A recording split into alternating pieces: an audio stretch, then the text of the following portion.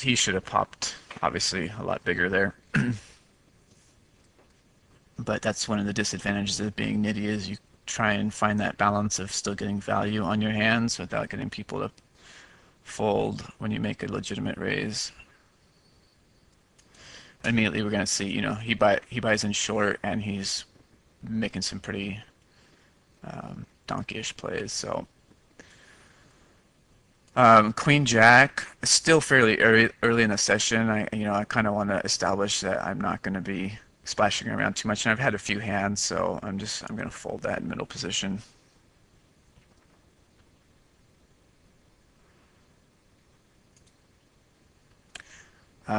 Deuce 8. I'll skip through that hand.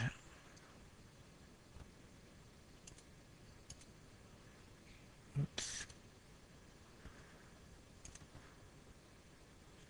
7-3. Actually, don't think anything interesting happens there either.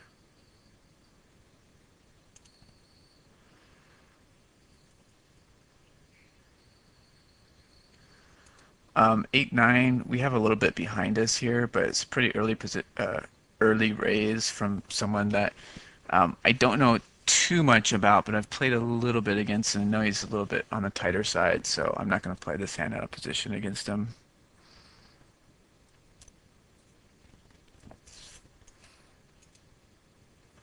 And he check calls on that board, so he probably jacks or something like that. Oh, okay. Queen Jack.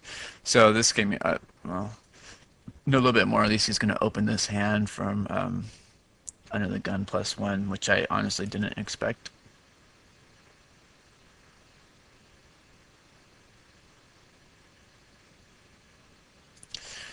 And here, a limp, another gun. After just getting involved with that hand, for some reason, I think I was thinking he might have a big hand. Otherwise, I think I repop it. I believe I just limp here. And sometimes I do this at full ring. I tend to limp a little bit more at full ring in position with a pretty wide range. Just trying to take some flops because, I think when you feel comfortable with your post-flop play, you'll kind of know how to maximize your value a little bit better. So I'd rather see as many cheap flops as possible. But believe, yeah, so I do flat call. I do just call. But raising here is fine against this guy. I just thought since he just showed down that hand that maybe he might actually have some kind of hand. I didn't expect him to limp. So either now he has some kind of small pocket pair or a big hand, or I'm totally off. So opening and straight draw, 2 checks to me on the ace high board. Pretty standard C bet here. Or not continuation bet, but bet on the flop.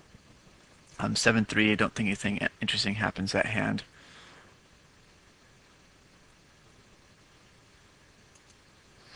Mini raises, we'll see him doing a lot. I'm not too sure. I don't really get a chance to abuse that as much as I wanted to, but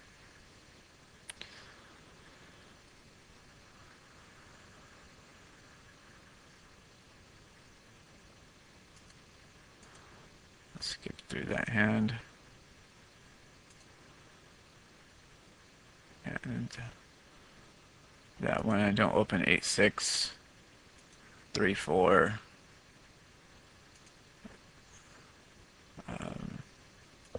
Easy fold to the under the gun raise.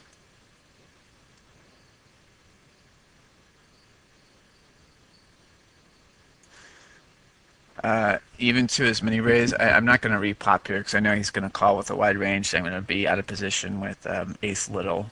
So if I was going to repop, I'd rather repop with 10 jack or something else where I have a potential to make a lot of different big hands. So it's kind of pointless. I just give this hand up.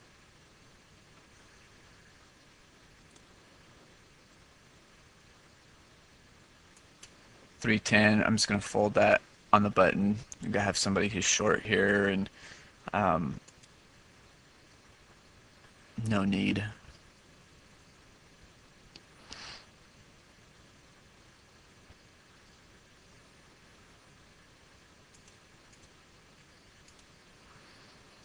Now we're playing 7-handed, so We have Pato. So, usually, obviously, when you're seeing people who aren't rebuying right away, they don't tend to be the best of players.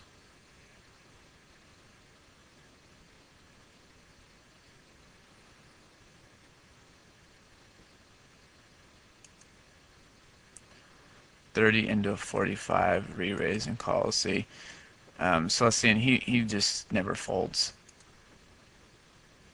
And against those players, you just want to bet your hand for value.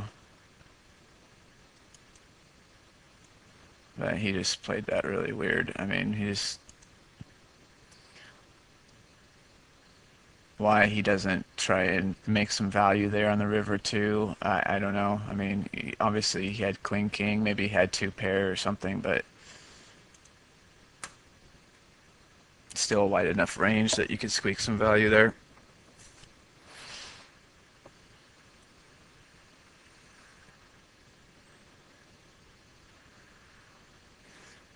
Yeah, that was 4-9 under the gun.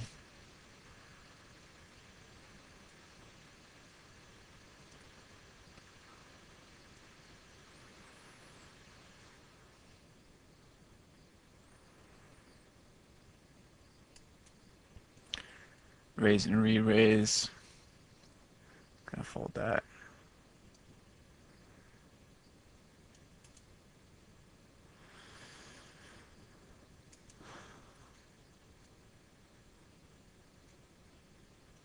King deuce.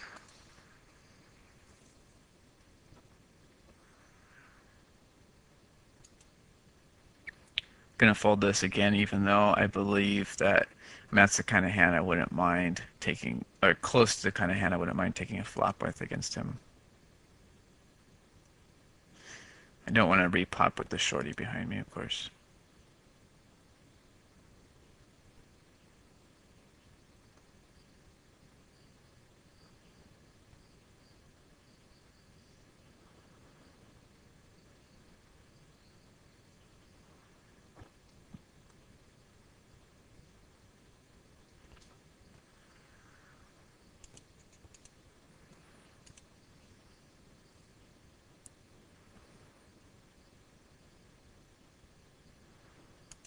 Kind of a dead spot in the action here.